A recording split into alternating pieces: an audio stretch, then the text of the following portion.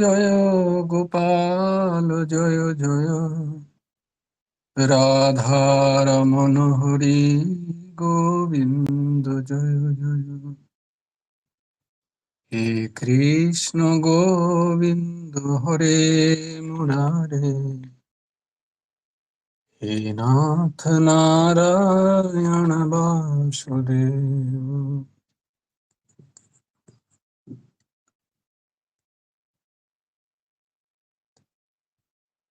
যদ্যপি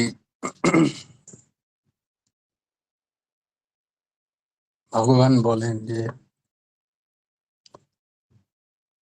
আমার স্থান বৈকুণ্ঠ নয়, আমার স্থান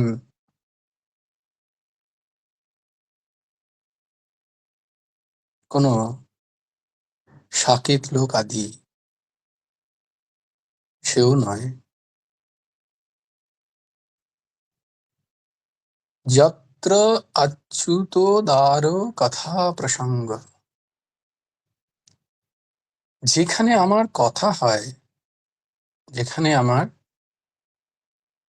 গীতা ভাগবত আদি শাস্ত্রের চর্চা হয়, আমি সেখানে বাস করি। তত্ত্ব তিষ্ঠামি নারদঃ। কিন্তু তবুও ভগবান তো আসেন অযাচিত ভাবে। কিন্তু আমাদের কর্তব্য যে আমরাও ডাকি ঠাকুরকে, হে প্রভু আও বিরাজ। হ্যাঁ, আমাদের কথা শোনো, তোমারই কথা তোমাকে নিবেদন করছি ঠাকুর। তাই প্রত্যেক সৎসঙ্গের আগে শ্রী যুগল কিশোরজিকে আরাধনা, শ্রী যুগল কিশোরজিকে নিমন্ত্রণ, সমস্ত ভক্তজনকে যারা ভগবানের কথার রসপিপাসু, এরম সমস্ত ভগবান ভক্তদের আহ্বান। সর্বোপরি আমাদের অহৈতুকী দয়ার দ্বারা এই যে সৎসঙ্গ যিনি করিয়ে নিচ্ছেন, তার উপস্থিতি কামনায় শ্রী গুরুদেব গুরু ভগবান তার চরণ রেণু করুক, এই আশা। তাই তাদের কাছে বারংবার বন্দনা, আহ্বান, স্বাগতম। আপনারা সবাই এসে বিরাজ করুন আমাদের এই ছোট্ট শ্রেণীতে, ক্লাসে, আর আমাদের আশীর্বাদ করুন যেন আমরা আপনাদের আরাধনার দ্বারা, আপনাদের পূজনের দ্বারা, অর্চনার দ্বারা এই মনুষ্য শরীরের যে পরম প্রাপ্তি, তা যেন আমরা লাভ করতে পারি। গুরুর ব্রহ্মা গুরুর বিষ্ণু গুরুর্দেব মহেশ্বর, গুরু সাক্ষাৎ পরব্রহ্ম তস্मै শ্রী গুরবে নমঃ। কৃষ্ণায় বাসুদেবায় হরয়ে পরমাত্মনে প্রণত ক্লেশনাশায় গোবিন্দায় নমো নমঃ। কৃষ্ণায় বাসুদেবায় দেবকী নন্দনায় চ নন্দগোপকুমারায় গোবিন্দায় নমো নমঃ।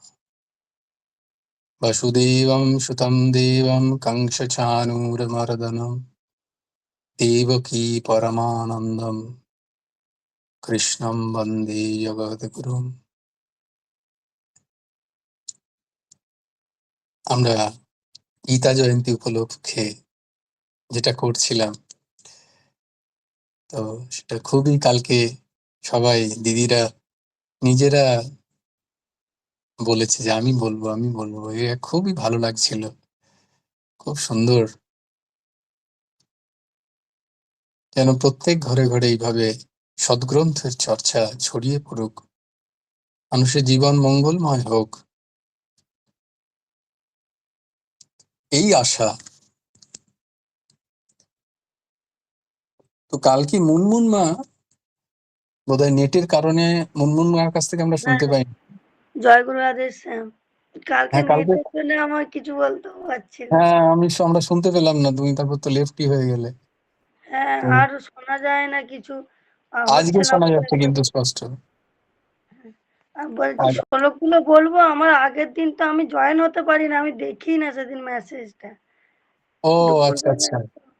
সেই দিন তো আমার ছিল, তো আমি তো সেদিন জয়েন হতে পারি না, আমি মেসেজটা দেখি না, তো একটার সময় কোনোদিনও তো হয় না। হ্যাঁ হ্যাঁ ফোনটা তো হ্যাঁ সবসময় থাকে না আমার কাছে। হ্যাঁ হ্যাঁ রান্না হ্যাঁ হ্যাঁ। তো সেদিন তো না আমি না, ঠিক বলতে আছে, পারি কোনো না। অসুবিধা নেই, কোনো অসুবিধা নেই। হ্যাঁ সেদিন হঠাৎ করেই, আর নাহলে হতো না সেদিন। তাই জন্যই একটার কথা বলা হয়েছিল, কারণ আমাকেও বেরোতে হতো সেদিন, তাই জন্য। হ্যাঁ তুমি বলো। আচ্ছা, ঠিক।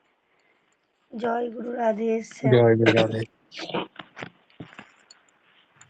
ধর্মক্ষেত্রে কুরুক্ষেত্রে সমবেতা যুযুৎসব মামকাঃ পাণ্ডবশ্চৈব কিং কুর্বত সঞ্জয় ইয়ত যোগেশ্বর কৃষ্ণ ইয়ত পার্থ ধনুর্ধর তত্র শ্রীভূতধুবানীতি মতি মম যদা যদা হি ধর্মস্য গ্লানির্ভবতি ভারত অভ্যুত্থানধর্মস্য তদা আত্মানং সৃজামঃ পরিত্রাণায় সাধূনাং বিনাশায় চ দুষ্কৃতাং ধর্ম সংস্থাপনার্থায় সম্ভবামি যুগে যুগে কর্মণ্যেবাধিকারস্তে মা ফলেষু কদাচন মা কর্মফলহেতুর্ভূমা তে সঙ্গস্তে কর্মণি যোগস্থ কুরু কর্মাণি সঙ্ঘ ত্যক্তা ধনঞ্জয় সিদ্ধ সিদ্ধ সমভূতা সমত্তাং যোগে উচ্যতে বিহায় কামান সর্বাং পুমাং চরতি নিষ্প্রিয় নির্মম নিরহংকার স শান্তি মোদে গচ্ছতি তমেবং শরণং গচ্ছ সর্বে ভাবেন ভারত তৎপ্রসাদৎ পরম শান্তি স্থানং প্রাপ্স্যসি শাশ্বতম তদ্বিদ্ধি প্রণিপাতেন পরিপ্রশ্নেন সেবায় উপদেক্ষন্তি তে জ্ঞানং জ্ঞানী তত্ত্বদর্শন শ্রদ্ধাবান লভতে জ্ঞানং তৎপরং সংযতেন্দ্রিয় জ্ঞানম লব্ধা পরম শান্তিমুচিরে নাদি গচ্ছতি কার্পণ্য দোষ অপহত স্বভাব পিচ্ছামি তং ধর্মস্য মূঢ়চেতঃ ইয়শ্চ সন্নিশ্চিতং বহি তন্মে শিষ্যস্তে হংসাদিমাং তং প্রপন্ন সর্বধর্মান্ন পরিত্যাজ্য মামেকং শরণং ভজ অহং তং সর্বপাপেভ্যো মোক্ষয়িষ্যামি মা শুচ চঞ্চলং হি মনং কৃষ্ণং প্রমতি বলবুদ্ধরম তস্যহং নিগ্রহং মন বায়ুরিব সুদুষ্করম অসংশায় মহাবাহো মন দুর্নিগ্রহম চলম অভ্যাসেন তু কন্তেয় বৈরাগ্যেন চ গৃহতে পত্রং পুষ্পং ফলং তোয়ং ইয় মে ভক্তা প্রচ্ছতি দদাহং ভক্তা প্রহত্ত এটা ভালো উচ্চারণ করতে পারছি। প্রহিতম প্রহিতম প্রহিতম আসমানি অশ্নামি প্রয়তা আসমানি প্রয়তা মানঃ। প্রয়তা মানা ইয়ৎ করোষি ইয়ৎ না ইয়ৎ নাসি যদস্নাসি। দদাসনাসি ওটা কত জড, যুজ্জু জড দেখো, যদস্নাসি কথাটা হচ্ছে ইয়দ আসনাসি, আসনাসি। ইয়াদ কারোশি, ইয়াদ আসনাসি। আসনাসি মানে হচ্ছে, আসনাসি হ্যাঁ ভোজন গ্রহণ করা, আসনাসি। বলো। যদ কারোশি ইয়াদস্নাসি ইয়ৎ যজ্জুষি। হ্যাঁ যুজ্জু বলো। যজ্জুহোষি যজ্জুষি দদাসি ইয়ৎ তদাসি ইয়ৎ ইয়াদ তপস্যাসি কন্তিয় তন্ত্য তৎকুরুষ্ব তৎকুরুষ্ব মদর্পণ। পদার্পণম। বাহ, জয় অপূর্ব। গুরু রাধে শ্যাম। খুব সুন্দর, খুব সুন্দর বর্ণনা, খুব ভালো, খুব সুন্দর, অপূর্ব। আমরা আরো দুটো একটু শ্লোক, শেষকালটা একটু আটকে যাচ্ছে ওইখানটা, ঠিক একটু আছে, চেষ্টা কোনো করছি। অসুবিধা নেই, কোনো অসুবিধা নেই। আমরা কিন্তু কালকে আরো দুটো শ্লোক অ্যাড করেছি। হ্যাঁ, ওটা হ্যাঁ, সেটাও তুমি তাহলে একটু দেখে নিও। আমি দেখো গ্রুপে পাঠিয়ে দিয়েছি দুটো শ্লোকই। হ্যাঁ, কি না, আমি দেখে নিয়েছি, আমি অনন্য পড়ে অনন্যশ্চিন্তয়ন্তু মাম ইয়ে জানা পর্যুপাসতে তেষাং নিত্যাভিযুক্তানাং যোগক্ষেমং বহাম্যহম। আর কি না, অপি চেত সুদুরাচার ভজস্ব মাম অনন্য ভাগ সাধুরেব সাধু সাধুরেব সমন্তব্যঃ সম্যক ব্যবসিত হি সহ। এর ব্যাখ্যা আমি করব দুটোরই। তার আগে আমরা যেটা গীতা জয়ন্তীর উপলক্ষে যেটা করছিলাম, যে যাদের যাদের একটা শ্লোক এবং বা দুটো শ্লোক যেমনই যে পারে তার ব্যাখ্যা আমরা কালকে শ্রবণ করেছি অনেকেরই, 4-5 জনের। আজকেও শ্রবণ করবো আমাদের প্রথমে কন্যা কুসুম মা বলবি?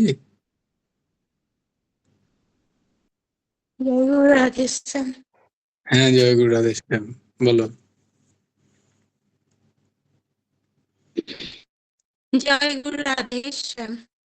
শ্রী ভগবানকে অর্জুন বলিলেন, চঞ্চলং হি মনকৃষ্ণ প্রমাথি বলভদ্রম তস্যাহং নিগ্রহং মন্যে বায়ুরেব সুদুষ্করম।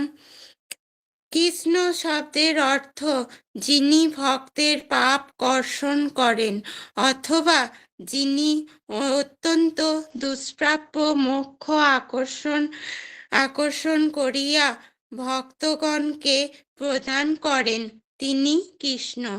অতএব চিত্তচাঞ্চল্য দুর্নিবার হইলেও কৃষ্ণ তাহা দমন করিয়া অপ্রাপ্য সমাধি সুখ প্রদান করিতে পারেন।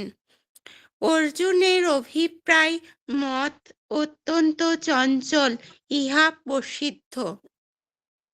মন যে কেবল চঞ্চল তাহাই নহে, পরন্তু সেই মন আবার ইন্দ্রিয়গণের ক্ষোভ জন্মাইয়া থাকে, তাহাকে অভিপ্রেত বিষয় হইতে কোনো রূপেও বিচলিত করা যায় না। যেমন আকাশে সর্বদা সঞ্চারমান বায়ুকে নিশ্চল করা অসম্ভব, সেইরূপ অতি চঞ্চল ইন্দ্রিয়ক্ষোভক মনকে বৃত্ত শূন্যাবস্থায় অবস্থাপন করানো অতীব দুষ্কর। যদিও স্বাভাবিক চিত্ত পরিণাম যোগ দ্বারা কোনরূপে অভিভূত করা যায়, তথাপি তত্ত্বজ্ঞান দ্বারা যেমন প্রারব্ধ কর্মফল নিবারিত হয় না, সেইরূপ যোগ দ্বারাও সেই মনের নিগ্রহ অসম্ভব। মনকে হঠাৎ নিরোধ করা যায় না, কারণ মনের অধিষ্ঠান হৃদয় নিরুদ্ধ হয় না। ক্রম নিগ্রহের দ্বারাই মনকে জয় করা উচিত। মনের ক্রম নিগ্রহের প্রথম উপায় আধ্যাত্মবিদ্যা প্রাপ্তির দ্বারা বাসনা ত্যাগ করিয়া বৈরাগ্য অবলম্বন করা। আধ্যাত্মবিদ্যা দ্বারা সমস্ত পদার্থের মিথ্যাত্ব জ্ঞান হয় এবং আত্মার সত্যতা উপলব্ধি হয়। আধ্যাত্ম জ্ঞান যাহার নাই, সে তৃতীয় উপায়ে সাধুসঙ্গ করিবে। সাধুগণ পুনঃ পুনঃ উপদেশ দান দ্বারা অবুদ্ধ ও বিস্মৃত বিষয়ের স্পষ্টতা সম্পাদন করিয়া থাকেন। শাস্ত্রে বলা আছে, চিত্তরূপ বৃক্ষের দুটি বীজ, প্রাণস্পন্দন ও বাসনা। তাহার মধ্যে একটি ক্ষীণ হইলে শীঘ্র অন্যটিও ক্ষীণ হয়। প্রাণস্পন্দন অভ্যাস দ্বারা নিরুদ্ধ হয়, আর বাসনা বাসনা ত্যাগের জন্য বৈরাগ্য অবলম্বন করিতে হয়। এই জন্য শ্রী ভগবান বলিলেন, অভ্যাসেন তু কন্তেয় বৈরাগ্যেন চ গৃহতে। জয় গুরু রাধেশ্যাম। জয় গুরু রাধেশ্যাম, খুব সুন্দর। তারপর কে বলবে? পম্পা মা। হ্যাঁ, জয় গুরু রাধেশ্যাম। জয় গুরু রাধেশ্যাম, বলবি মা? হ্যাঁ, হ্যাঁ চেষ্টা করবো একটু বলার। হ্যাঁ, বলো। আমি নবম অধ্যায়ে 27 নম্বর শ্লোক বলার চেষ্টা করছি। গুরুর ব্রহ্মা গুরুর বিষ্ণু গুরুর দেব মহেশ্বর গুরুরেব পরম ব্রহ্ম তস্মৈ শ্রী গুরবে নমঃ। গুরুদেবের শ্রী চরণে প্রণাম জানিয়ে, শ্রীমদ্ ভগবত গীতা চরণে প্রণাম জানিয়ে আমি এই শ্লোকটির 2 লাইন ব্যাখ্যা করার চেষ্টা করছি। ভুল ত্রুটি হলে আমাকে ক্ষমা করে দেবে। यत् करोषि यदोस्नासि यज्जुहुषि ददासि यत् तपस्सासि कौन्तेय तत् कुरुष्व मदार्पणम। यत् करोषि মানে তুমি যা যা কর্ম করো, यदोस्नासि মানে তুমি যা যা আহার করো। আহার বলতে এখানে শুধু খাদ্যবস্তু গ্রহণ করাকেই বোঝানো হচ্ছে না। আহার মানে আমাদের পঞ্চ ইন্দ্রিয় দ্বারা যা যা আমরা আহার করছি, মানে আমাদের পঞ্চ ইন্দ্রিয় তো চক্ষু, কর্ণ, নাসিকা, জিহ্বা, ত্বক। মানে আমরা চোখ দ্বারা যা যা দেখছি, কর্ণ দ্বারা আমরা যা যা শ্রবণ করছি, নাসিকা দ্বারা আমরা যা যা ঘ্রাণ নিচ্ছি, জিহ্বার দ্বারা আমরা যা যা খাদ্যবস্তু মানে রস আস্বাদন করছি, আর ত্বক দ্বারা যা যা স্পর্শ সুখ অনুভব করছি, সেইগুলিকে এমন ভাবে করতে হবে যেন তা শ্রী ভগবত চরণে গুরুচরণে অর্পণ করা যায়। আবার ভগবান বলছেন যে তুমি যা যা হোম করো, যা যা দান করো, যা যা তপস্যা করো, সেই কর্মগুলিকে করার পরে তোমাকে দেখতে হবে যে সেই কর্মগুলি কি আমি গুরুদেবের চরণে বা গুরুদেব প্রসন্নতাতে, ভগবত প্রসন্নতাতে সেই কাজগুলি আমি করতে পারছি। সেইগুলি যদি আমি মানে গুরু প্রসন্নতায়, ভগবত প্রসন্নতায় না করতে পারি, তবে সেই কাজগুলিকে করা যাবে না। আবার ভগবান বলছেন যে আমার নিয়ম হলো যে যে ভক্ত যেভাবে আমাকে শরণ গ্রহণ করে আমি তাকে সেইভাবেই আশ্রয় প্রদান করি। যে ভক্ত তার নিজের বস্তু আমাকে সমর্পণ করে আমি তাকে আমার নিজের বস্তু প্রদান করি। তিনি বলছেন ভক্ত তো সীমিত বস্তু আমাকে প্রদান করে, কিন্তু আমি সেই জিনিসটাকে অনন্ত গুণ করে তা আবার ভক্তকে প্রদান করি। আবার বলছেন যে ভক্ত আবার আমাকে তাকে নিজেকে আমার কাছে অর্পণ করে দেয়, ভগবানের কাছে অর্পণ করে দেয়, তাকে আমি নিজেকেই দিয়ে দিই। ভগবান বলছেন আমি তো আমার নিজেকে সংসারে দিয়ে রেখেছি এবং সকলকে তার ইচ্ছা অনুসারে কর্ম করার স্বাধীনতাও দিয়ে রেখেছি, কিন্তু যে ভক্ত আমাকে তার সেই কর্ম করার স্বাধীনতাটাও আমাকে অর্পণ করে দিচ্ছে, তাকে আবার আমি আমার স্বাধীনতা অর্পণ করে দিচ্ছি, মানে আমাকেই তাকে দিয়ে দিচ্ছি। তাই এখানে ভগবান অর্জুনকে বলছেন যে অর্জুন যে তুমি সেই কর্ম করার স্বাধীনতাটাও আমাকে অর্পণ করে দাও। জয় গুরু রাধেশ্যাম। জয় গুরু রাধেশ্যাম।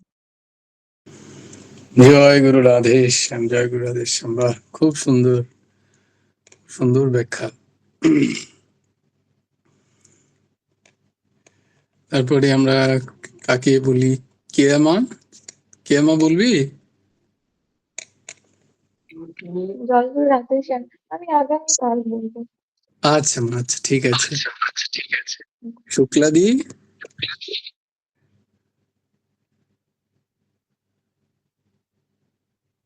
জয় গুরু রাধেশ্যাম।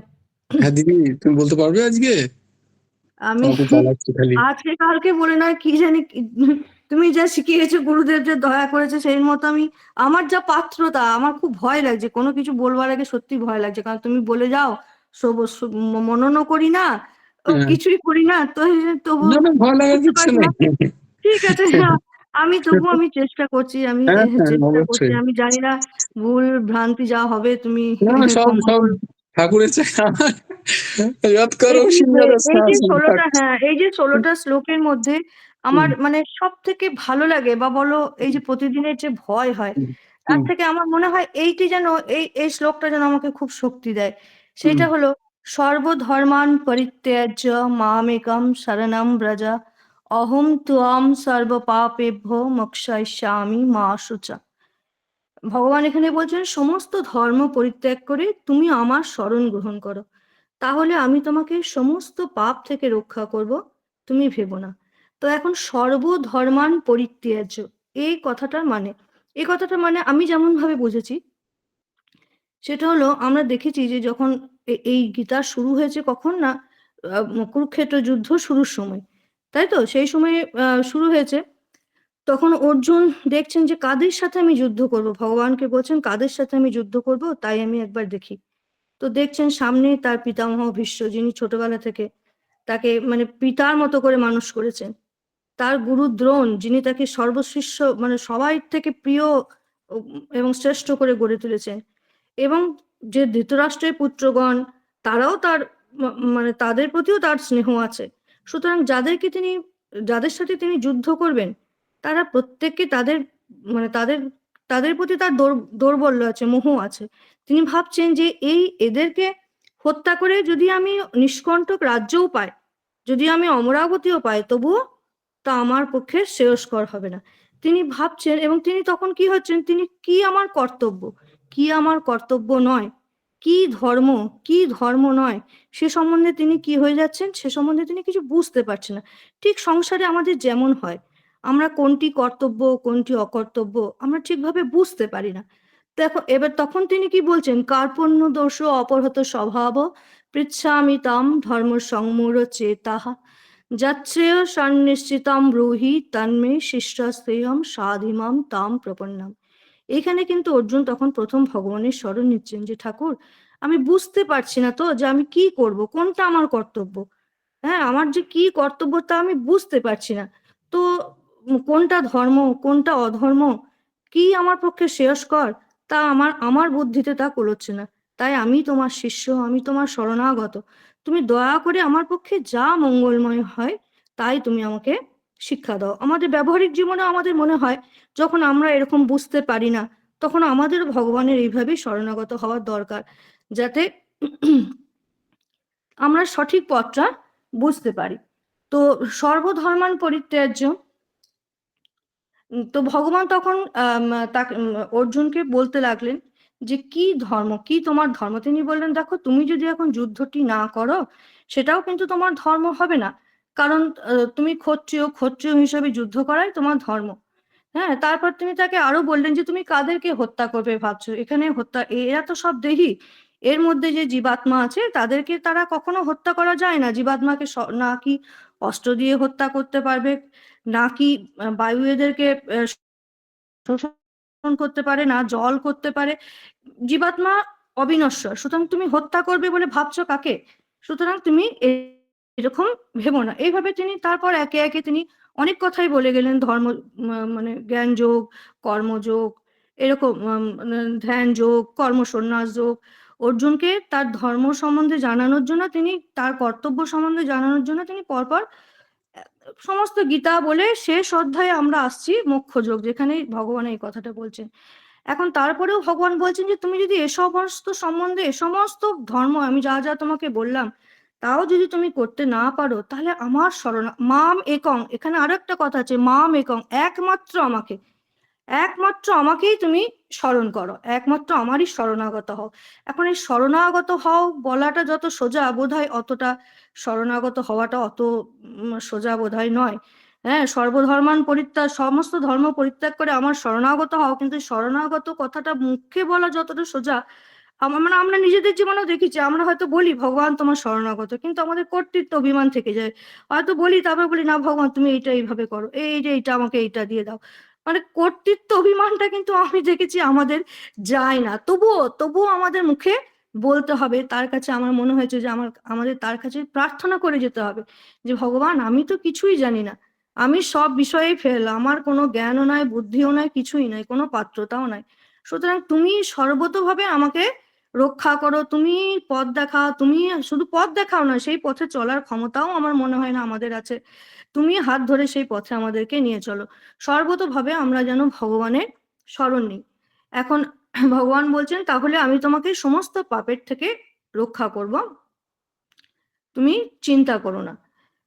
তো এটাই বলার কথা যে তিনি বলছেন শরণাগত, কিন্তু শরণাগতি হওয়াটাও আমাদের অত সোজা নয়। সব ধর্ম পরিত্যাগ করলে যে আবার শরণাগতি হবে সেও কথা নয়। সুতরাং এখানেও একটু আছে। তবে আমার মনে হয় ভগবানের শরণ নিলে আস্তে আস্তে, তিনি ওই যে বলেছেন যে আমাকে যে সমস্ত ভক্তরা আমাকে স্মরণ করে, আমার কথা বলে, হ্যাঁ, আমাদের মদগত চিত্ত, তাদের বুদ্ধিতে আমি বসি এবং তাদের বুদ্ধিকে আমি ঠিক ঠিক করে দিই।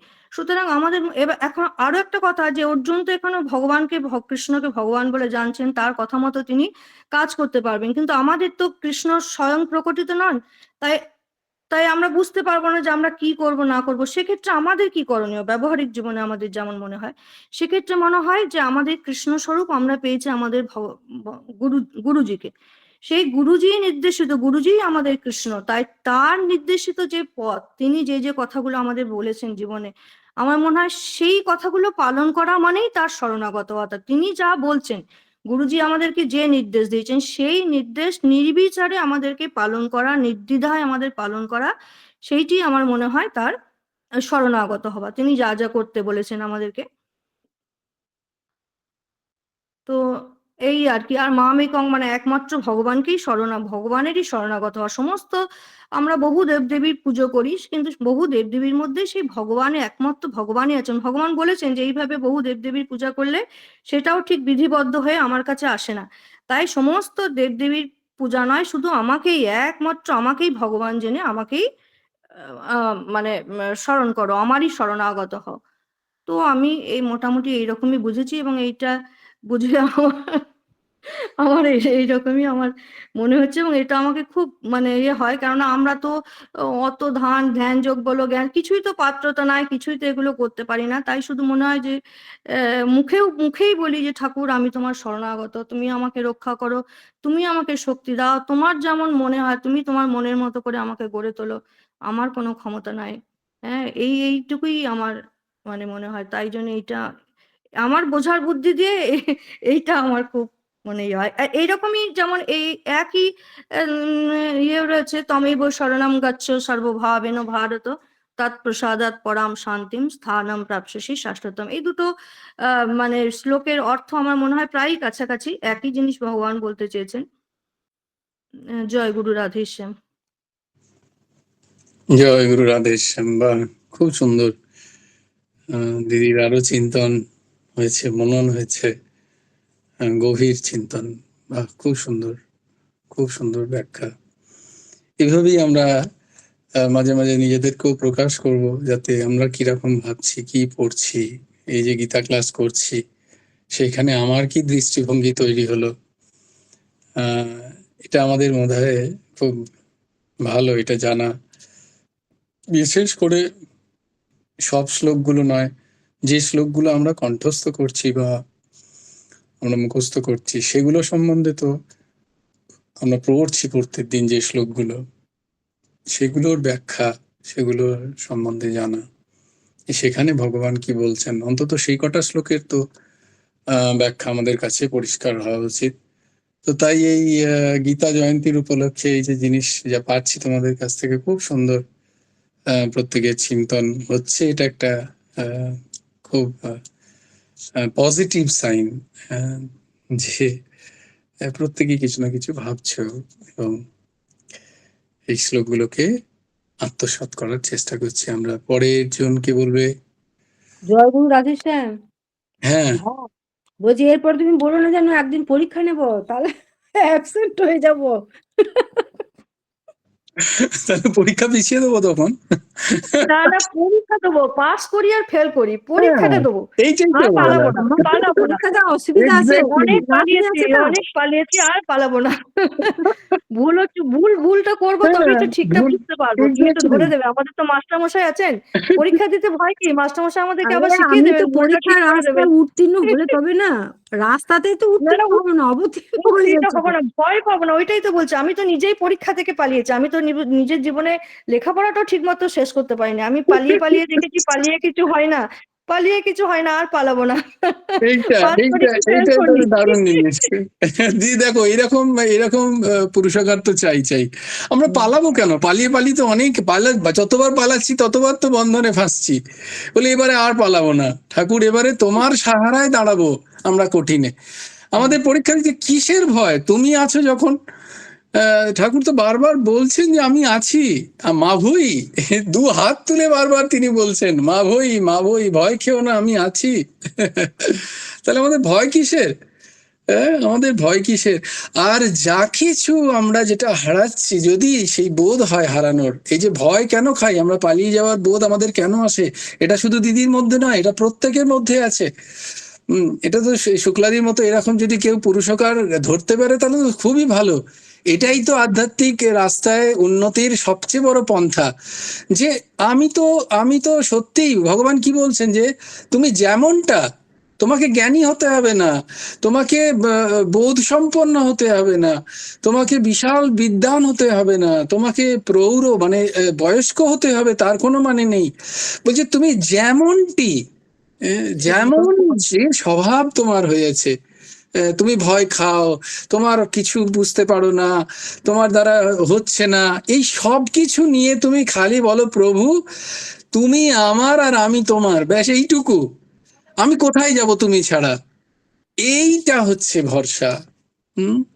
আমার এই আছে, আমি এইটুকুই জানতে পারি, আমি সবার মতো নই, আমি ওই বিশাল যারা জানতে পারে, যাদের কাছে বিশাল জ্ঞান আছে, যারা প্রচুর শ্লোক মুখস্থ করতে পারে, শাস্ত্র জ্ঞান আছে, পরীক্ষায় ফার্স্ট হয়, আমি তাদের মতো নই, আমি ফেল করি।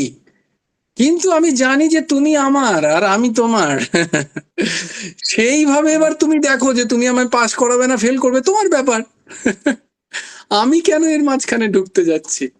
তাই তুমি বললো পরীক্ষা দিতে, হ্যাঁ পরীক্ষা দেবো, আমি ফেল করতেই পারি। যদি তুমি সেখানে দেখিয়ে দাও কমন কোশ্চেন, তাহলে আমি পাস করে গেলাম। আর যদি তুমি কমন কোশ্চেন না দাও তাহলে আমি ফেল করবো। আমার তাতে কোনো যায় আসে না। আমার কি যায় আসে, আমি ফেলই করি। আমি তো ফেল করতে করতেই এই জায়গায় এসছি, কত ফেল করেছি। তা নাহলে আবার আরেকটা জনিপ্রাপ্ত কেন হব? আবার কেন এই ত্রিতাপদগ্ধ হয়ে আমরা জ্বলছি?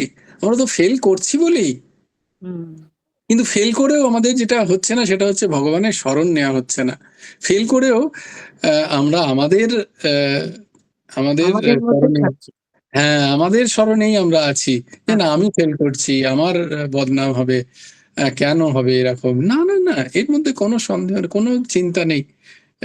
ফেল, এই যে ফেল পাস ব্যাপারটাই তো একটা দ্বান্দ্বিক, একটা দ্বন্দ্বের বিষয়। এর মধ্যেই তো কোনো সত্যতা নেই, কে ফেল কে পাস। কয়েকটা প্রশ্ন দিলাম, সেখানে কেউ উত্তর দিল, সেখানে একটা মার্কস দেওয়া হয়েছে, তার উপরে গেলে ফেল, তার নিচে গেলে, তার উপরে গেলে পাস, তার নিচে গেলে ফেল। এসব তো আমাদের তৈরি। প্রভু তো কখনো এই ধরনের ফেল পাসের কোনো সিস্টেম কোথাও করেননি। তো আমরা কেন এইসবে ফাঁসছি? আমরা এইসবে ফাঁসবো না। জয় গুরু রাধেশ্যাম।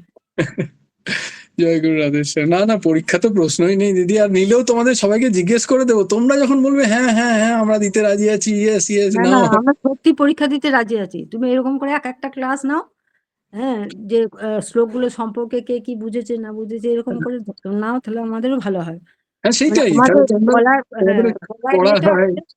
তোমাদের একটু বলা হয়, তোমরা একটু চিন্তন করতে পারো, সেটাই। হ্যাঁ, একটু লিখতে পারি। আমি তো লেখা টাকা এখানে কোনো কাগজে নেই, তোমাকে সেদিনকে বলছিলাম না, যে না, মানে সময়ও নেই আর সেটা সম্ভবও হচ্ছে না। সে তো বটেই। ঠিক আছে, সেই যখন জন্যই। সময় ঠাকুর দেবেন তখন লিখবো। হ্যাঁ, ঠাকুর আগে আমাকে ওইগুলো করিয়ে নিয়েছেন, তারপরে এইটাকে ফেলে দিলেন। হ্যাঁ, ঠিকই আছে। ঠাকুর যেমন চায়, আমার যেমন রাখে আমি যখন তেমন যেমন থাকি। খুশি, হ্যাঁ আমি বলি হ্যাঁ, সেটা গুরুদেবকে। ঠিক ঠাকুর আছে আমার, ভাই। হ্যাঁ, জয় গুরু রাধেশ্যাম। জয় গুরু তুমি যেমন রাধেশ্যাম। বোঝো সেরকমই করবে। হ্যাঁ, ব্যাস ব্যাস, এতে কোনো আমাদের কোনো ইয়ে নেই, এই হচ্ছে কথা। তো পরে শর্মিলা বলবে। শর্মিলা, শর্মিলা আছে না নেই? জয় গুরু রাধেশ্যাম, আমি একটা বলার চেষ্টা করব। হ্যাঁ হ্যাঁ, করো, মনে করো করো। জয় গুরু রাধেশ্যাম। বলো। 18 অধ্যায়ে মুখ্য যোগের হচ্ছে 78 নম্বর শ্লোকটা আমি বলবার একটু হুম। চেষ্টা করছি। হ্যাঁ হ্যাঁ, বলো বলো, খুব সুন্দর। ইয়ত্ত যোগেশ্বর কৃষ্ণ ইয়ত্ত পার্থ ধনুর্ধর তত্রসি বিজয়া ভূতি ধ্রুবানীতি মতি মম। হুম, যে বাংলার অনুবাদটা, যেখানে যোগেশ্বর শ্রীকৃষ্ণ এবং যেখানে ধনুর্ধর পার্থ, সেখানে নিশ্চিতভাবে শ্রী শ্রী বিজয়ার অসাধারণ শক্তি ও নীতি বর্তমান থাকে, সেটি আমরা অভিতম। ধৃতরাষ্ট্রের প্রশ্নের মাধ্যমে ভাগবত গীতা শুরু হয়। তিনি ভীষ্ম, দ্রোণ, কর্ণ আদি মহারথীদের সাহসপ্রাপ্ত তার সন্তানদের বিজয়ের আশা করেছিলেন। তিনি আশা করেছিলেন যে বিজয়া লক্ষ্মী তার পক্ষে থাকবেন। তিনি কিন্তু যুদ্ধক্ষেত্রে বর্ণনা করার পর মহারাজ ধৃতরাষ্ট্রকে সঞ্জয় বললেন, আপনি বিজয়ের কথা ভাবছেন, কিন্তু আমি মনে করি যেখানে শ্রীকৃষ্ণ ও অর্জুন রয়েছেন সেখানে সৌভাগ্য লক্ষ্মীও থাকবেন। তিনি সরাসরিভাবে প্রতিপন্ন করলেন যে ধৃতরাষ্ট্র তার পক্ষে বিজয়ের আশা করতে পারেন না। জয় জয় গুরু রাধেশ্যাম। হচ্ছে জয় গুরু রাধেশ্যাম, জয় গুরু রাধেশ্যাম। বাহ, খুব জয় সুন্দর, খুব জয় গুরু সুন্দর। রাধেশ্যাম হচ্ছে। হ্যাঁ হ্যাঁ, হয়েছে হয়েছে। হ্যাঁ, চেষ্টা করবো, যত্র, দেখবো আর একটু করে হ্যাঁ ভালো করে পারি অবশ্যই নাকি। অবশ্যই, খুব সুন্দর, জয় গুরু রাধেশ্যাম।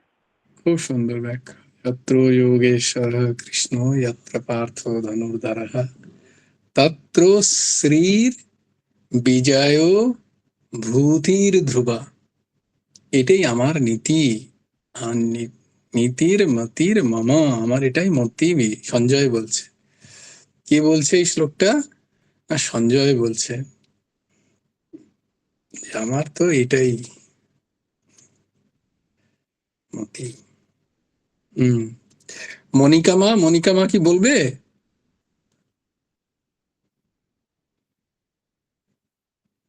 মনিকা মা এবং শর্মিলাই ব্যাখ্যা করেছে। হ্যাঁ, হ্যাঁ, মনিকা মা বলো। হ্যাঁ বলছি। হ্যাঁ বলো বলো। জয় গুরু রাধেশ্যাম। আহ, আমি নবম অধ্যায়ে রাজবিদ্যা রাজগুহ্য যোগের 26 নম্বর শ্লোক। পত্রম পুষ্পম ফলম তয়ম ইয়ো মে ভক্তা প্রয়চ্ছতি তদহং ভক্তু প্রহিতম অস্নামি প্রয়াত্মনঃ। এই শ্লোকটি গুরুচরণে অর্পণ করছি।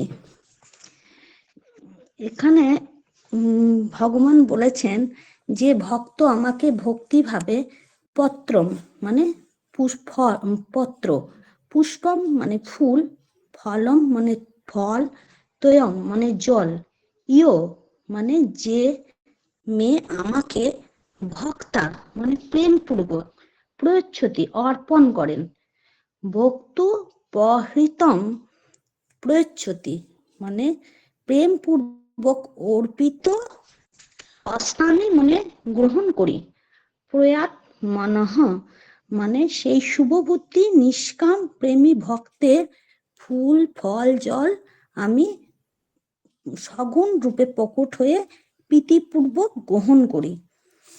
তো শ্রীহরি এখানে শুধুই প্রেমের কাঙ্গাল, তিনি জগৎ স্রষ্টা, তিনি তার কোনো কিছুরই অভাব নেই। তিনি ভক্তের চিত্তের প্রসারতা চান, তিনি শুদ্ধ ভক্ত চান। নিষ্কাম অর্থাৎ কোনো জাগতিক কামনা বাসনাহীন ভক্ত যদি দিনহীন হয়ে এক অঞ্জলি জলে একটি তুলসী পত্র দিয়ে বলে তবই বাহ, অর্থাৎ হে ভগবান আমি তোমার, আমি এই জগতে তোমাকে ছাড়া আর কিছুই জানি না, তাহলে ভগবান শ্রীহরি তা গ্রহণ করেন। তাই তো গুরু ভগবানের লেখা কথাসার ভগবতী কথা গ্রন্থে বিদুর পত্নীর প্রেম ভাব এই অংশে বিদুর পত্নীর নিষ্কাম প্রেমের কথা বর্ণনা করেছেন। এই কৃষ্ণ প্রেমই জীবের জীবনের লক্ষ্য। কৃষ্ণ প্রেম লাভের জন্যই সংসারে আসা, কিন্তু এই প্রেম ভক্তিতে যেন কোনো কপটতা না থাকে। তাই গুরু ভগবানের নিকট প্রার্থনা, প্রভু তোমার চরণে যেন অচলা ভক্তি থাকে। এই বিদুর পত্নীর মতো কৃষ্ণ ভক্তি আমাদের সকলেরই কাম্য হওয়া দরকার। জয় গুরু রাধেশ্যাম। জয় গুরু রাধেশ্যাম, জয় গুরু রাধেশ্যাম। খুব সুন্দর, খুব সুন্দর। তো আমরা তো চেষ্টা করলাম মাঝে মাঝে আমরা এরকম ভাবে আমরা যে শ্লোকগুলো করছি, যে শ্লোকগুলো পড়ছি, অন্তত সেই শ্লোকগুলো আমরা যাতে মানেটা বলতে পারি, কেউ জিজ্ঞেস করলে যাতে আমাদের বই না দেখতে হয়। ছোট কমসে কম যে শব্দগুলো আছে সেই শব্দগুলোর মানে এবং শ্লোকের একটা মোটামুটি একটা যে ভাব, সেটা যদি নিজেদের ভাষাতেও প্রকাশ করতে পারি, না যে কোনো ক্লিষ্ট ভাষা বা কোনো কঠিন কঠিন ভাষা দিয়েই সেগুলোকে প্রকাশ করতে হবে, তার কোনো মানে নেই। নিজেদের একদম স্বাভাবিক সাধারণ ভাষাতেই যদি ওই শ্লোকের যে মূল ভাব, সেই ভাবটা যাতে আমরা প্রকাশ করতে পারি। এই প্রকাশ করার কারণ হলো যে দেখো, তোমাদের বারবার এই দাস বলে যে কীর্তন করা, প্রকাশ করা মানে কীর্তন করা। ভগবানের মুখনিসৃত এই যে বাণী, এই বাণী যদি আমরা কীর্তন করি মানে বলি কাউকে, অন্যদের শ্রবণ করাই, তাহলে একসাথে তিনটে ভক্তির যাজন হয়ে যায়। শ্রবণম, কীর্তনম, বিষ্ণু স্মরণম। আর স্মরণ ভক্তি, স্মরণটা অত্যন্ত প্রয়োজন, স্মরণ অত্যন্ত প্রয়োজন। শ্রবণ থেকেও স্মরণের খুব প্রয়োজন। শ্রবণ একটু হলেও ঠিক আছে, সেই যেটুকু শ্রবণ করলাম সেটা যদি স্মরণ না হয়, সেটা যদি আমার মনন না হয়, যেটা বারবার বলি, শ্রবণ, মনন এবং নিধিধ্যাসন বেদান্ত উপলব্ধির জন্য, বেদ বাক্য উপলব্ধির জন্য এই তিনটি অস্ত্র, এই তিনটি সাধনা খুব প্রয়োজন। তো আমরা তো পড়ছি উপনিষদেরই বাক্য, বেদান্তেরই বাক্য পড়ছি, গীতা আর কিছুই নয়, সমস্ত শাস্ত্রের সার শ্রীমদ্ ভগবদ গীতা, সমস্ত উপনিষদের সার, সমস্ত বেদান্তের সার এই গীতা। তো সেখানে আমরা যে শ্লোকগুলো অতি প্রচলিত এবং অতি প্রভাবিত সবার কাছে, সেই শ্লোকগুলোকে আমরা আগে কণ্ঠস্থ করার চেষ্টা করছি। এবং মূলত যেগুলো গুরু ভগবান তাঁর গুরুমুখে গীতা উপদেশ গ্রন্থে যে শ্লোকগুলোর তিনি উদ্ধৃতি দিয়েছেন, সব শ্লোকের তিনি উদ্ধৃতি দেননি, ব্যাখ্যা করেছেন, ভাব সেখানে লিখেছেন। তো যেহেতু উদ্ধৃতি দিয়ে বা তার টিকা লিখতে গেলে আবার একটা বিশাল গ্রন্থের অবতারণা, তিনি আমাদের জন্যই, যারা আমরা এই কলিহত জীবে মন্দমতি, আমাদের সময় কম, চাঞ্চল্যমতি, আমাদের মন্দভাগ্যা, উপদ্রুত জীবন যাদের, তাদের জন্য অত্যন্ত দয়া এবং কৃপা করে তিনি এই মাত্র 120 না 125টি অনুচ্ছেদের মধ্যে তিনি সমস্ত গীতার যে মূল যে জ্ঞান, যেটা ভগবান বলছেন যে খুব বেশি পড়তে হয় না, খুব বেশি বুঝতেও হবে না, খুব গভীরে যাওয়ারও প্রয়োজন নেই। গীতাকে ভগবান যা বলছেন তা ওপরে গুরু ভগবান বলছেন, কত সোজা করে দিচ্ছেন আমাদের জন্য। তিনি বলছেন যে বেশি বুঝিতেও হয় না, ভগবান যা বলিয়াছেন তাহা উপর ধরিয়া থাকিলেই ফল হয়। সেটার উপর ধরে থাকার জন্যই আমাদের এই সমস্ত গীতা তো আমরা শ্রবণ করছি, স্বাভাবিকভাবেই আমাদের অতটা মাথাতেও ঢুকছে না, আর অতটা মাথাতে থাকছেও না, আর আমরা তার ব্যবহারও করতে পারছি না। কিন্তু যে শ্লোকগুলো বলা হচ্ছে সেগুলো হচ্ছে গুরু ভগবানেরই গুরুমুখে গীতা উপদেশ গ্রন্থে, যেগুলোকে তিনি অত্যন্ত জোর দিয়েছেন বা যেগুলোর উদ্ধৃতি তিনি দিয়েছেন, সেই শ্লোকগুলো অন্তত আমরা যাতে আমাদের কণ্ঠস্থ করে নিতে পারি, মুখস্থ করে নিতে পারি, এবং সেগুলোকে যাতে হৃদয়ঙ্গম করি, আমাদের সেগুলোর ভাব, মূলত সেগুলোর ভাব, সেগুলোর বিশাল যে ব্যাখ্যা করতে হবে তা নয়, কাউকে প্রমাণ করার তো কোনো প্রয়োজন নেই। মূলত নিজের মধ্যে যেন সেই ভাবগুলো খুব পরিষ্কার হয়, স্বচ্ছ থাকে, যে হ্যাঁ, এই শ্লোকে ভগবান এইটা বোঝাতে চেয়েছেন, এই শ্লোকের এইটা বক্তব্য, এই বক্তব্য আমার ধারণের প্রয়োজন। তো সেই জন্য এই শ্লোকগুলোকে উদ্ধৃতি দেওয়া, এই শ্লোকগুলোকে আমরা চেষ্টা করছি আগে করে নেওয়ার। তারপর তো আমাদের গুরুদেব ভগবান যদি কৃপা করেন, দয়া করেন, তাহলে তো আমরা চেষ্টা করবোই অবশ্যই যে যে যে মূল যে সমস্ত অধ্যায়, যেগুলো গুরু ভগবান বলেছিলেন, তিনি যে দ্বাদশ অধ্যায় এবং পঞ্চদশ অধ্যায়ের কথা তিনি লিখেছেন, এই দুটি অধ্যায় আমরা চেষ্টা করব পরবর্তীকালে এই দুটি অধ্যায়ের যত শ্লোক আছে সেগুলোকে কণ্ঠস্থ করার। কিন্তু তার আগে ঠাকুরের বিভিন্ন জায়গায় যে শ্লোকগুলো আমি তাক দিচ্ছিলাম, তাই গুরুমুখে গীতোপদেশ গ্রন্থে এই বিভিন্ন জায়গায় আমরা যে যে শ্লোকগুলো করছি, সেখানে ঠাকুর কোন কোন শ্লোকগুলোকে উদ্ধৃতি দিয়েছেন, সব শ্লোকগুলো সেখান থেকেই করছি মূলত। তো কেউ যদি জিজ্ঞেস করে, আমার কাউকে কিছু বলার বা আমার কোনো প্রতিষ্ঠার প্রয়োজন নেই, নাই কোনো ব্যাখ্যা। তো মূলত যেটা, যে গুরু ভগবান এখানে উদ্ধৃতি দিয়েছেন গুরুমুখী গীতোপদেশ গ্রন্থে, এবং এগুলো সার স্বরূপ, তাই জন্যই তিনি এই সমস্ত শ্লোকগুলোকেই নিয়েছেন, যেগুলো তিনি ব্যাখ্যা করেছেন। এইগুলো সার স্বরূপ, এগুলোও যদি আমরা করে নিতে পারি, এগুলোও যদি আমরা ধারণ করতে পারি, তাহলেই যথেষ্ট। কিন্তু যেহেতু আমরা ক্রমে আমরা শ্রীমদ্ ভগবদ গীতার পাঠ শুরু করেছি, তাই ভগবান সেটা করিয়ে নিচ্ছেন আমাদের, যে প্রত্যেকটা শ্লোক আমরা পড়ছি এবং তার ব্যাখ্যা শ্রবণ করছি। এটা ঠাকুরের অহৈতুকী দয়া জানতে হবে।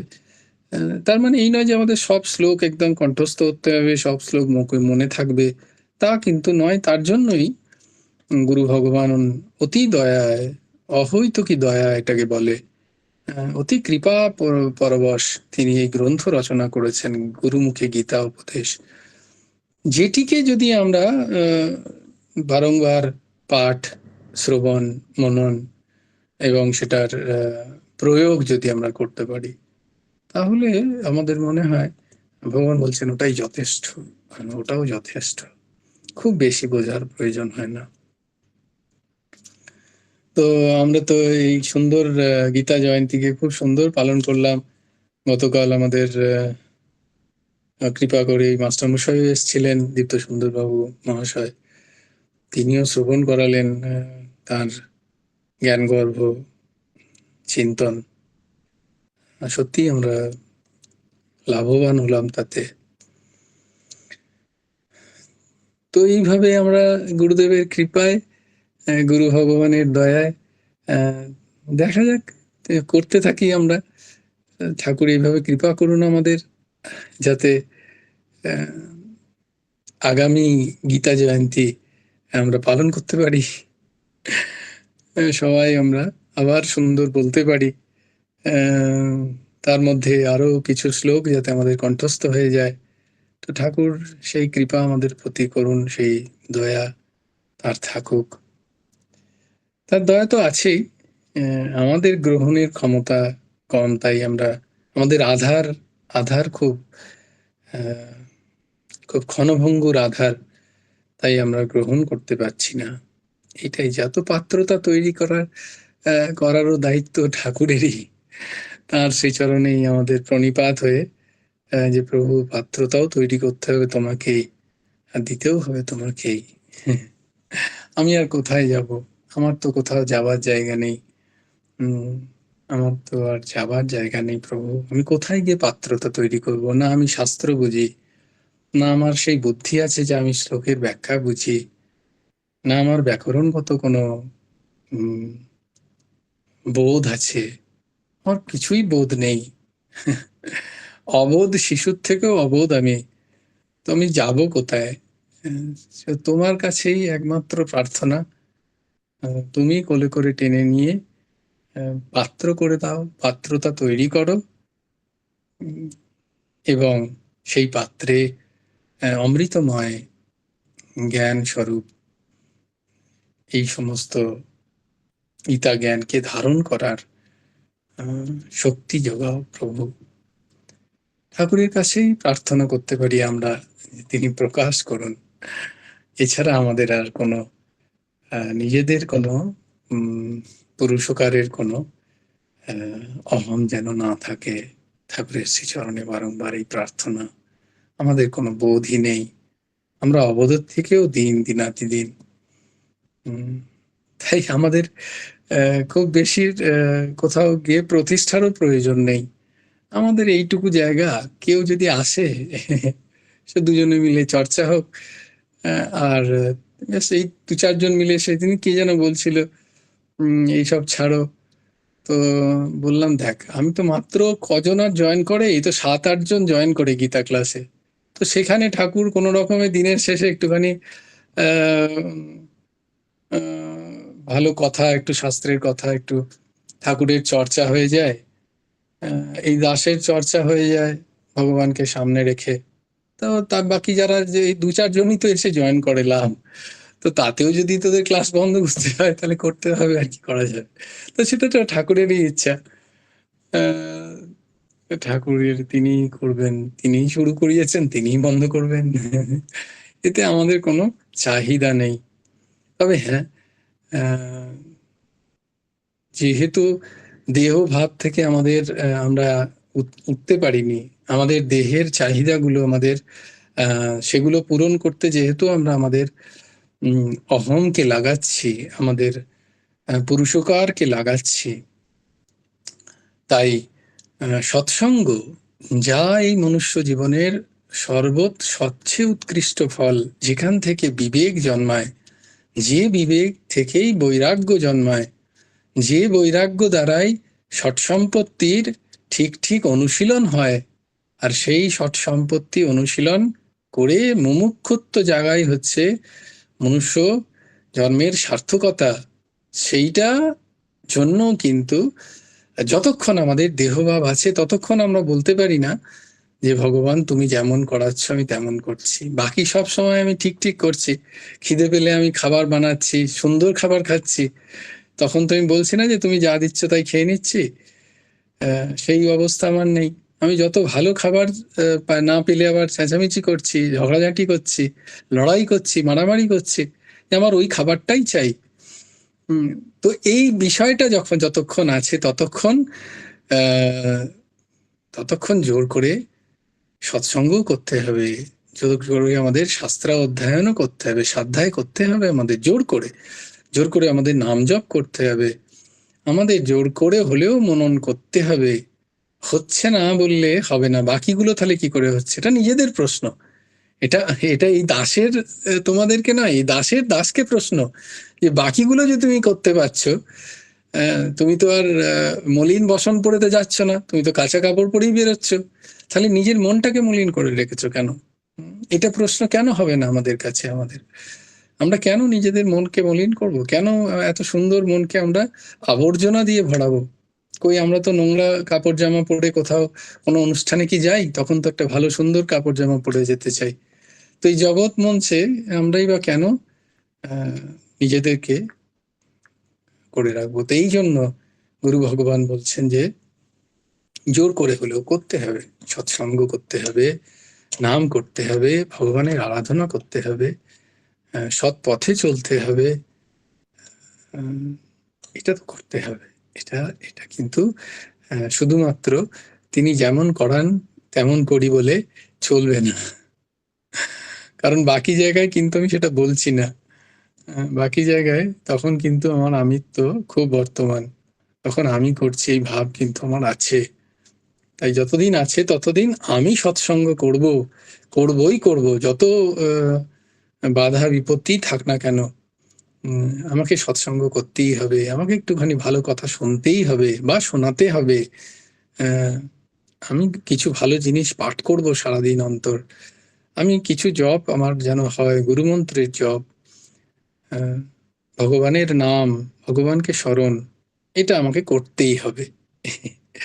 এইটা যেন এটা আমাদের থাকা উচিত কি উচিত নয়, নিজেদেরই বিবেক তাই বলে নাকি, যা আমাকে এই মনুষ্য জীবনকে সার্থক করতে সাহায্য করবে। সেটাও আমার কিন্তু জোর করেই করতে হবে আমাকে। আমার মন তো সর্বদা পঞ্চ ইন্দ্রিয় এবং তার যে রাজা মন, সেই মন তো নিরন্তর বিষয়ের দিকে ধাবিত হচ্ছে, এবং সেখানে আমাদের মহা মহা মূল্যবান সময় চলে যাচ্ছে। তো চেষ্টা করি আমরা সবাই মিলে। আর তোমাদের দয়ায় এই দাসের হচ্ছে, এইটুকুই বলতে পারি যে তোমরা সবাই বলো বারবার কেন হবে না, কি হলো, শুরু হোক, তো গীতা ক্লাসটা কেন হচ্ছে না, এইগুলো কে বলছেন? এগুলো যে তোমাদের মধ্যে থাকাই যে গুরু ভগবান অখণ্ড মণ্ডলাকারম ব্যাপ্তম येन চরাচরম তৎপদম দর্শিতম येन তস্মৈ শ্রী গুরবে নমঃ। সেই গুরু ভগবানই তোমাদের হৃদয়ে এসে এই দাসের প্রতি কৃপা করছেন। তো ঠাকুর এইভাবেই কৃপা করতে থাকুন, এইভাবেই তার দয়ার স্পর্শ যেন পাই যতদিন এই শরীর আছে, প্রারব্ধবশে যতদিন টিকে আছে, তার দয়ার স্পর্শ তোমাদের মাধ্যমে আমি পাচ্ছি। আমি বুঝতে পারছি যে কোনোদিন হয়তো ভাল লাগছে না, কিন্তু কেউ না কেউ আজকে হবে, তো কেউ দাদা, কেউ জেঠা, কেউ কাকু, কেউ মামা, কেউ না কেউ বলছেই যে ভাই, কেউ ভাই কেন হলো না, কি ব্যাপার। তো এই এই এই যে এই ডাকগুলো কে ডাকছেন? সেই ভগবানই বলছেন, নাকে দড়ি দিয়ে করিয়ে নিচ্ছেন। না হলে কি সম্ভব এই দাসের, বলো না? তোমরা বলবে যে না, এর বিন্দু মাত্র আমার কোনো বিশাল চেষ্টা থাকে তা নয়, ব্যাস হয়ে যায়। তো কিন্তু নিজেকে না, নিজেকে এটাও তো গুরুদেবের ইচ্ছা। বলছি এটাও তো সে গুরুদেবেরই ইচ্ছাতেই চলছে। একদম এমনি যে 100 আমাদেরকে ওই শতাংশ। অফিস থেকে মানে আসা, তারপরে আমাদের এই যে ক্লাস নেওয়া, এতক্ষণ ধরে এই ধৈর্য ধরে বসে থাকা, এইটাও তো সে তারই ইচ্ছা না, তা নাহলে তো হবে না। 100%, 100%। বিন্দু মাত্র এই দাসের কোন রকম কোনো পুরুষকার বা কর্তৃত্ব নেই, সম্পূর্ণ তিনি করিয়ে নিচ্ছেন, তিনি তৈরি করছেন। যোগ্যতাও নেই, আধারও নেই, আর পাত্রতা তো নেই। পাত্রতা তো বিন্দু মাত্র নেই তোমাদের। আমাদের পাত্র আছে, কিন্তু সেটা ফুটো হয়ে গেছে। পাত্র আছে তোমাদের তো পাত্র আছে, ফুটো আছে, কিন্তু আমার তো পাত্রতাই নেই। 3 দিন ক্লাস অফ করে না, তোমার তো আছে বলেই তো আমরা এগিয়ে এসেছি। আমার তো পাত্রতাটুকুও নেই, তোমাদের তাও তো পাত্র আছে, ফুটোটা বন্ধ করলেই হবে। তো না, সেই না চেষ্টায় ভাই, আছে, না ভাই, আমার তো পাত্রতাই নেই। না ভাই, এটা বলো না। এতই নীচ, এতই দিন, এতই মানে কি বলবো, নীচই বলা ভালো। না, ওসব বলেনি কেন? কুটিল খালকামি, ভালো জিনিস। যাহে তেনু দিও তাহে বিসরায়ো, এসা নমক হারামি। তো এই তো আমার দশা, তবু ঠাকুর করিয়ে নিচ্ছেন। তোমরা আছো, তোমরা তোমাদের রূপে তিনি এসে এই সৎসঙ্গ হচ্ছে, খুব সুন্দর, খুব ভালো। প্রত্যেক দিন গীতার পাঠ, এ কি চরম ভাগ্যের কথা। সেগুলো শ্রবণ, সেগুলোর ব্যাখ্যা আমরা যে শ্রবণ করছি, এই চরম সুকৃতির ফল, এবং বলবো গুরুদেবের, গুরু ভগবানের দয়ার ফল, যা আমরা এই ক্লাসটার মাধ্যমে করছি। সময় তো ঠিক আছে, 2 বছর যাক, 3 বছর যাক, তাতে কোনো অসুবিধা নেই। যে আমরা প্রত্যেকদিন লেগে আছি, এটা একটা বিশাল বড় ব্যাপার। লাগ রাহো, সচ বলো, ইয়ে হোনা চাইয়ে, লাগে রাহো। দিচ্ছে। হ্যাঁ হ্যাঁ দিদি, হ্যাঁ বলো। সারাদিন তো সংসারে নানা রকম ঝামেলায় পুকিয়ে যখন এটাতে বসছি মনটা একটু শান্তি হয়। সারাদিনের যে নানা রকম তো সংসারের ঝামেলা পোহাতে হয়। তারপর তো এই সারাদিনে এইটা মানে এটা খুবই ভালো লাগে, গুরুদেবের খুবই ইচ্ছা। নইলে তো আর এটাও হতো নি। বাহ বাহ, তো তোমার যে তুমি যে শান্তিটুকু পাচ্ছ তার কিয়দাংশ এই দাসের মনেও সঞ্চার হচ্ছে। আহ, এটা জানবে। তো সেই শান্তির অদ্ভুত অদ্ভুত এই শান্তিটাই তো দরকার। যে আমার গুরু ভগবানের কথায়, ভগবানের কথায়, মুখনিসৃত বাণীতে এবং তার বিভিন্ন যে চরিত্র আমরা শ্রবণ করি, লীলা কথা, সেখানে আমার মনটা একটু শান্ত হয়ে যায়। এটা একটা চরম প্রাপ্তি, চরম প্রাপ্তি। হুম, এইটাই চরম উপলব্ধি, আর কোনো উপলব্ধি নেই। কোনো চমৎকারের প্রয়োজন নেই, এটাই চমৎকার। যে ভগবত কথা শুনে আমার মন শান্ত হয়, সে একটু শান্তি পাই। গুরু ভগবানরা বলছেন, সদ্গুরু বলছেন যে এটাই চমৎকার, এটাই চমৎকার। বাহ, বলছি যে একটা নম্বর যোগ করতে হবে, আমাকে দিয়েছে, দেয়া হয় না কদিন ব্যস্ততাতে। আচ্ছা দাও, নাম্বারটা সবসময় দাও। 9900 হ্যাঁ, 900 205 205 77 77 81। 81। কি নাম? ওইটা হচ্ছে কাশীনাথ কুন্ডু নামটা হবে। কাশীনাথ। সে বলছে আমি জয়েন করতে পারবো না, কিন্তু আমি এই ভিডিওগুলো দেখবো। আমি বলছি ঠিক আছে, না দিলে তো সবগুলো আসবে না। হ্যাঁ হ্যাঁ হ্যাঁ, ঠিক আছে, আমি আমি এইটা জয়েন করি, ওনাকে আমি ওই নবকুমার চতুষ্পাঠীতে জয়েন করি। হ্যাঁ, তো ও আমার কাছে আসে প্রতিদিন বিকেলবেলা, আমরা পড়ি দুজনে। এবার আচ্ছা। হচ্ছে আমি বলছি তাহলে তুমি শুনবে, তাহলে ভালো করে শ্লোকগুলো আমরা বলতে পারবো শুনে হ্যাঁ শুনে। দিয়ে হ্যাঁ ওই হ্যাঁ, জন্য বলছে, ঠিক ওই জন্য ঠিক বলছি ঠিক। যে তাহলে হচ্ছে ঠিক আছে, আমি নম্বরটা দিয়ে গেছে। আমারও কদিনে হয়েছে, তাড়াতাড়ি করে হয়ে যাচ্ছে, দেয়া হচ্ছে না। আমি বলছি ঠিক দিই নম্বরটা, দিই তাকে বলছি যে তুমিও শুনবে, তাহলে না দুজনেরই মনে থাকবে, তাহলে দুজনে আবার আলোচনা করবো বিকেলবেলা বসে বসে। ঠিক ঠিক ঠিক। ওই জন্য ঠিক একটু আছে। বিকেলবেলা আমরা যত কাজই থাকুক গুরুদেবকে ডাকি যে যত কাজ আলা হয়ে যাক, তবু একবার একটু হুম, বিকেলবেলা একটু বসতে পাই বাবা, আমরা ওটাই অদ্ভুত আনন্দ পাবো। গুরুদেবকে অদ্ভুত। ওটাই সবসময় ডাকি যে অত কাজ করি না সংসারে, সারাদিন করি, যেন বিকেলবেলা একটু 4টে থেকে আমরা বসে পড়তে পারি একটু। আহ, বাহ। সেও সেও কাজ সেরে ঠিক চলে আসে, আমিও ঠিক দুজনে মিলে এসে বসে বসে যেমন পারি দুজনে মিলে করি। হ্যাঁ হ্যাঁ, যথেষ্ট যথেষ্ট, খুব সুন্দর খুব সুন্দর।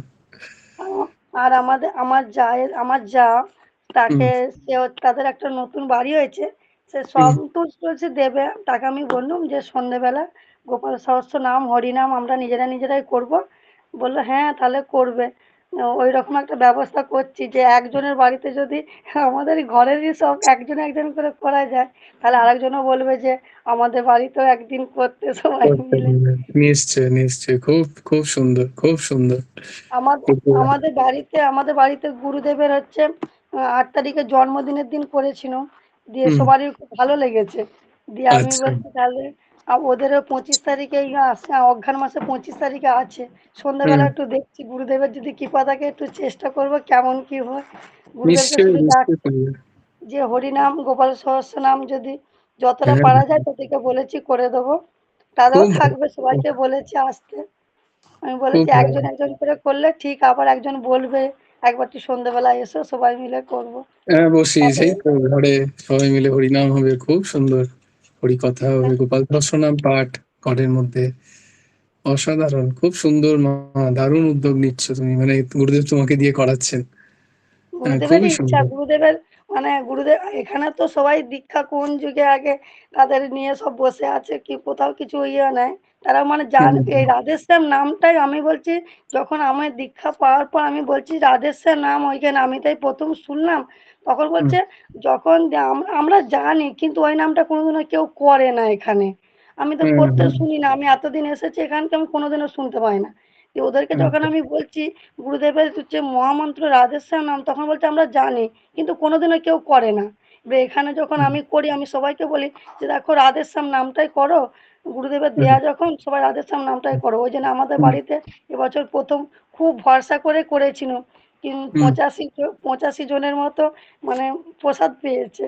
এরকম বাহ একটা বাহ আইটেম করে মানে এত টেনশনে তো আমার কদিন থেকে না মাথা ঘুরতে লেগে গুরুদেবকে শুধুই ডাকছি, বাবা আমি কি করে উদ্ধার করবো, বাবা আমি কি করে উদ্ধার করবো। যে যতটা পারি গুরুদেবকে ডাকছি, সারাদিন নামটা চালিয়ে রাখতে হবে, মানে কি করে কি করব। তারপরে এত সব আয়োজনও করতে হবে, গুরুদেবকে শুধু ডাকছি আর সে যেন দু নয়নে যেন ভেসে যাচ্ছে, গুরুদেবকে শুধু ডাকছি রাতে দিনে যেন আমার টেনশন হয়ে যাচ্ছিল তখন। তারপরে আমি বলছি, আমার মাথাটা মনে হয় ঘুরতে শুরু করে দিয়েছে। আস্তে আস্তে দেখলাম আস্তে আস্তে দেখলাম উদ্ধার হয়ে গেল সারাদিনে। তারপর দীপদান হলো, দুপুরবেলা করেছিলাম দীপদান, আবার রাত্রিবেলা অনেকজনও হয়েছিল দীপদানেও। সেটা খুব আনন্দ পেয়েছে, সবাই বলছে আর বছর থেকে আরো বড় করে একটু করবে। বাহ আমি বাহ বলছি, গুরুদেবের ইচ্ছা যদি হয় সারাদিন সবাই সকাল থেকে চলে আসবে, একা তো আর নাম চালানো যাবে না, সবাই মিলে সেই আসলে আমি আর একটু বড় করে করব, আমার এতে কোনো অসুবিধা নেই। যে বাহ তারাই বাহ রান্না বান্না প্রসাদ পাওয়া তারাই সব মানে ব্যবস্থা করে দেয়, অত আমাকে বেশি কিছু করতে হয় না, এনে দিলেই তাদের সব হয়ে যাচ্ছে। আমি বলছি ঠিক আছে, সবাই মিলেই করবে এবার থেকে। বলেছে একটা খোল খোল একটা আমি যে নিজে নিজে আমরা সব ঘরে কিনে নেবো, সবাই নিজেরাই বাজাবো, বাজি হ্যাঁ বাজি হ্যাঁ নিশ্চয়ই নিজেরাই সব বাজি বাজি করবো। বলছে যে সবাই বলছে হ্যাঁ খুব ভালো লেগেছে, দারুণ হয়েছে। আমি বলছি ঠিক আছে, গুরুদেবের যদি দারুণ হয়ে থাকে আর বছর আরো ভালো করে দারুণ যেন হয় সে ব্যবস্থা করবো। আবার আমাদেরকেও সবাই নিমন্ত্রণ বলছে করো। হ্যাঁ মহারাজকে নিয়ে আসতে। আমি বলছি এত তাড়াতাড়ি আমি কি করে পারবো, সবাই সাহায্য করলে আমি এক্ষুনি পেরে যাবো, সবাই হচ্ছে আশীর্বাদ করলে আমি মহারাজকে এক্ষুনি পারবো আনতে। হ্যাঁ দিয়ে এরকম নিশ্চয়ই সব নিশ্চয়ই, ঠাকুরের ইচ্ছা থাকলে মহারাজের ইচ্ছা থাকলে নিশ্চয়ই যাবেন। হ্যাঁ, খুব মহারাজকে আমি ভালো ভালো বলেছিলাম যে আমার খুব শখ জীবনে আমি যতদিন মানে ইয়ে করবো একবারও যেন আনতে পারি, এরকম আমার খুব শখ। দিয়ে বাহ বলেছিলাম, দিয়ে সবারই খুব আনন্দ হয়েছে। আরো বলছি যে আমি ওই জন্য বলেছি এবার কার্তিক মাসটা সবারই সন্ধ্যেবেলা একবার একবার করে এর বাড়ি ওর বাড়ি করে যেন সবাই দীপদানের ব্যবস্থা করবে আর করবে। বলছি আমাদের ঘরে সব বলছে, বলছে ঠিক আছে আর বছর থেকে সব করবো। আমি বলছি, ঠিক আছে তৈরি থাকবো আর বছর থেকে। খুব সুন্দর খুব সুন্দর। আমি বলছি এরকম করে করে আস্তে আস্তে একটু একটু করে যদি ২ ৪ ৫ জনকে এমনি করা যায়, সবাই পাশে বসে থাকলেও তো শুনে কেউ আসে না। মানে এরকম ঠিক। ভাবে অনুষ্ঠান মানে ছোট করে একটু করলে প্রসাদের ব্যবস্থা করে দিলুম, কি সবাই মিলে করলো তাহলে সবারই কানেও তো যাবে কথাগুলো। এ তো ওই জন্য বটেই। সবাই কেউ কেউ বলছে নামের দল করবো। আমি বলছি, কি নামের দল আবার কি করবো, আমরা নিজেরা করবো। নিজেরা কি করতে আছিস, অতজন ঘরে লোকজন আছে সবাই মিলে তো করবো। তো সবারই খুব আনন্দ হয়েছে। বলে ঠিক আছে, তাহলে আর বছর থেকে আরো ইয়ে করবে। আমি বলছি ঠিক আছে আর বছর থেকে আমি আরো ব্যবস্থা করব। আবার কেউ কেউ বলছে তাহলে অষ্টমঙ্গলা হবে না। আমি বলছি হবে, অষ্টমঙ্গলা কেন করবো নি। আবার সেই দিন আবার একটু হরিনাম টরিনাম হয়ে গেল সন্ধ্যেবেলা, আবার সবাইকে একটু প্রসাদের ব্যবস্থা করলো। আমি তো চালের কোনো তো পরামান্ন দিতে পারি না, ওই জন্য আমি সাবুর করে দিই হুম গুরুদেবকে। হুম হুম দিয়ে সাবুর পরমান্ন একটু করে দিলাম, সবাইকে একটু প্রসাদ দিয়ে দিলাম। দিয়ে আমার হুম একবারটি হরিনাম হয়ে গেল, আবার দীপদান হয়ে গেল, সব হয়ে গেল। সবাই আর হুম আনন্দ হলো। আবার কেউ একজনও বলে যে আজকে দীপদান করতে যাবো। আমি বলছি, আমি প্রতিদিন তো করি, যে প্রতিদিন আসলেই হবে, আমাকে আমাকে বলতে না হয় সবাই চলে আসবে। আমি বলছি আমি সব দীপ টিপ আমি করে রেখে দেবো, কোনো অসুবিধা নেই, আমি যত প্রদীপ তৈরি করতে হয় আমি করে রেখে দেবো। আমি বাহ সারাদিন ওই এই নিয়েই থাকি। রান্না বান্না যেটুকু যা সংসারে হয়ে গেল, ঠাকুরের হুম, এটা ওটা সেটা করে করে সারাদিন এই নিয়েই থাকি, ফাঁকে বেরোনোর চেষ্টা করি না। গুরুদেবেরই এটা ইচ্ছা যে যতটা পারবে করছি। দেখা যাক গুরুদেব কতটা দূর কি নিয়ে যায়, নিয়ে যেতে পারে, আমিও চেষ্টা করি। নিশ্চয়ই মা নিশ্চয়ই, খুব সুন্দর খুব সুন্দর। জয় গুরু রাধেশ্যাম। জয় গুরু রাধেশ্যাম, ভালো তারপর থাকো। সবাই বলবে যে অত বয়স হয় না এখন থেকে এইসব পথে। আমি বলছি বয়স হয়ে গেলে আমি তো না, যদি না করতে পারি তখন আমার তাহলে কি হবে, ওই জন্য আমি আগে থেকে হুম। নেমেছি। গুরুদেবের ইচ্ছা হয়েছে আমাকে আগে থেকে নিয়ে যাওয়া। বলছে হ্যাঁ বয়স হয় না, একটু 40 45 হবে তারপর। আমি তখনকার তো হাঁটু মাটু ব্যথা তার চলতেই পারবো না। হ্যাঁ ঠিক বলেছো, ঠিক একদম আমি ঠিক। কি করে তাহলে আমি যাবো আশ্রম টাশ্রম, তখন আর যেতে পারবো, তার চেয়ে আগে থেকেই করি। যখন অল্প বয়সে সংসার ধর্ম সব হয়ে গেছে, তাহলে অল্প বয়সে শুরু করাই তো ভালো। ঠিক ঠিক ঠিক গুরুদেবের ইচ্ছাতে ঠিক ঠিক। কেউ করুক না করুক দেখি, আমি বলছি কেউ করুক না করুক নিজেই করবো। প্রথমে লোকজন হাসাহাসি করছিল যে পারে না, বই পড়তে পারে না, ভুলভাল পড়ছে, এই করছে, গীতা পড়ছে ভুল। আমি বলছি, হলে তো কি হয়েছে, গুরুদেবের তো আছে আশীর্বাদ, আমি ভুলই পড়তে শিখি, নইলে আমি ঠিক পড়তে পারবো না। ঠিক ঠিক ঠিক প্রথমে তো একদম। সবাই খেসা করে অস্থির করে দিচ্ছে, কেউ হাসাহাসি করছে, কেউ আড়ালে বলছে, আমি শুনতে পাচ্ছি, আমি বলছি, কান দিন। আমি বলছি, সবাই বলুক, একদিন সবাই যেন এখানে আসে, আমি সেইটা ভাবে গুরুদেবকে ডাকি। বাহ, খুব জয় গুরু রাধেশ। জয় গুরু রাধেশ, জয় গুরু রাধেশ। বেশ, जय जय श्री राधे, जय जय श्री सीताराम, हर हर महादेव। भज गुरु हेमंत देव राधे श्याम, जपो हरे कृष्ण हरे राम। जय गुरु राधे श्याम, राधे श्याम, राधे श्याम, श्याम श्याम, राधे राधे, राधे कृष्ण कृष्ण कृष्ण राधे राधे। जय गुरु राधे श्याम। श्री गुरार्पणमस्तु, শ্রী হেমন্ত দেবার্পণমস্তু। জয় গুরু রাধে শ্যাম। সবাই ভালো থেকো, সুন্দর থেকো, সুস্থ থেকো। জয় গুরু রাধেশ্বর।